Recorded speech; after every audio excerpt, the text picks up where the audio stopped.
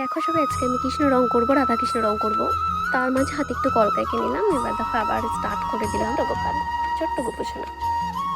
তো আমি জানতাম না কীভাবে আঁকতে হয়। কাকিমা হঠাৎ করে বললো যে সত্যি আমার রাধা কৃষ্ণগুলো একটু সাজিয়ে দে। আমি তো জানি না কীভাবে সাজাতে হয়। বললাম কাকিমা আমিও তো সাজাতে পারি না।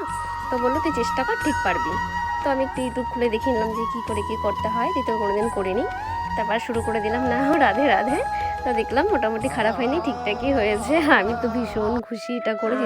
যেহেতু আমার সবাই জানো কম বেশি আমার মনের অবস্থা কেমন। তো সেখানে দাঁড়িয়ে আমার মনের অবস্থা সত্যিই খুব খারাপ ছিল। এটা করে আমার সত্যিই খুব মানে মনটা আমার একটু হলেও ভালো হয়ে গেছিল। কৃষ্ণকে তো আমার খুব ভালো লেগেছে, কৃষ্ণর রং মানে ফেব্রিক সব কিছুই। তো ক্যামেরাতে অতটা ক্যাচ আপ করছে না, বাট সামনাসামনি অনেক আরও বেশি বেটার লাগছিল। তোমরা দেখো সবাই, কৃষ্ণকে কত সুন্দর লাগছে, রাধাকেও খারাপ লাগছে না। তারপর রাধা কৃষ্ণর ফেব্রিক শুকানোর পরে চলে আসলো স্নান করানোর পালা। তারপরে গোপুসোনা স্নান করে নিল, আমি একটু করেই দিলাম। বেশ ভালোই লাগলো, প্রথমবার জীবনে প্রথমবার আমি স্নান করালাম।